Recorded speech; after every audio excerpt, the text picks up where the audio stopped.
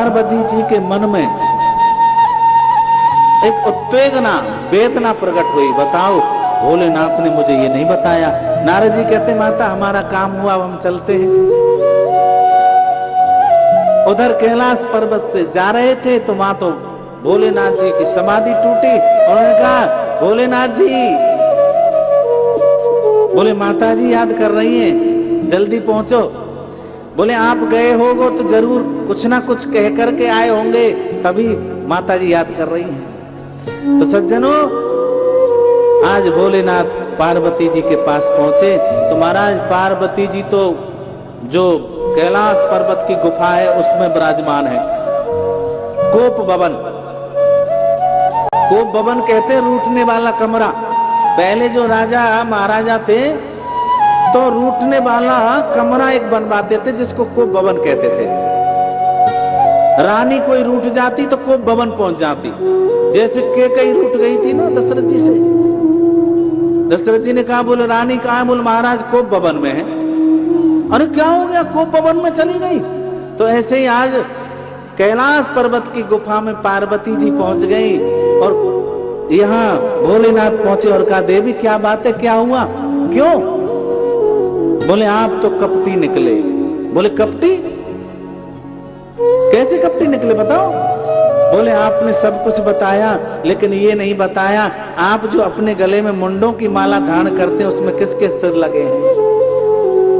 सज्जनों, परम आदरणीय श्री भोलेनाथ, मेरे भोले बाबा शंकर भगवान कहते हैं, देवी यदि मैं तुमसे प्रेम करता हूं तो प्रेम का प्रतीक कुछ और नहीं, ये मुंडों की माला ही है।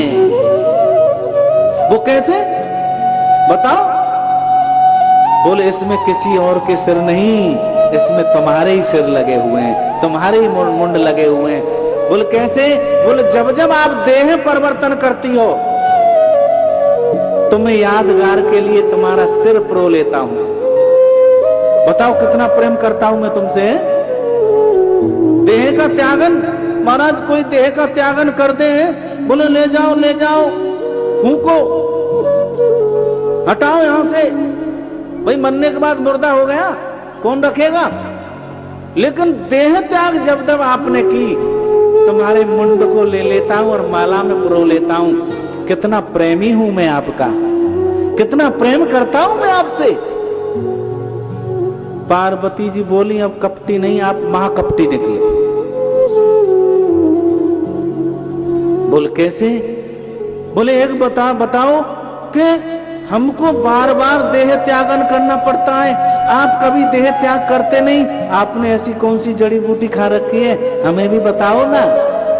सज्जनों, भोलेनाथ कहते हैं, कोई जड़ी बूटी नहीं, मैंने अमर कथा का पान किया है कि श्रीमद् भागवतं शास्त्रं कलोकीरेण भासितम्, कि श्रीमद् भागवतं शास्त्रं कलोकीरेण भासितम्।